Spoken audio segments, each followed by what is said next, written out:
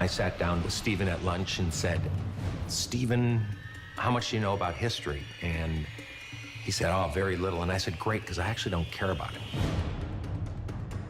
This is grounded in history, but none of us are saying that this is history. At the end of the day, we are making a show that is entertaining. This victory eclipsing all others, quenching our thirst, and fulfilling our hopes and dreams.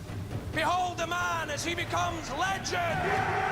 The great thing about Spartacus is, before he broke out from the gladiator training school, very little is known about him. There are only fragments, and they're conflicting fragments. So we looked at all those fragments and I took what I thought was the best elements of them. Some accounts say he was Roman, some say he joined the Roman auxiliary, some say that Spartacus is actually the name of a Thracian king that they gave him. Spartacus, that is not my name. It is now. In one fragment, we made him a Thracian who joins the Roman auxiliary. We took a historical reference to Claudius Glaber, who was the first Roman that the Romans sent after Spartacus when he broke out. According to history, that's the first time they ever met, but we put him early in the story. So Glaber is the reason that Spartacus is actually sentenced into slavery. I told you Rome's shadow was vast, and you would yet die under it, sliver by sliver, to the roar of the crowd. In another fragment, he has a wife who was a prophetess. She has a vision of him that basically tells her that he's destined for great, unfortunate things. What did they show you? My husband on his knees, bowing before a great red serpent.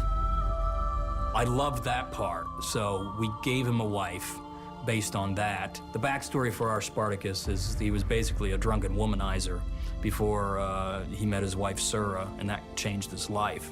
My name is Sura. Sura. My name... Every woman knows who you are. And to avoid you.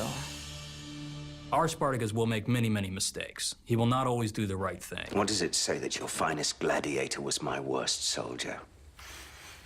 That I am the greatest lanista in the Republic?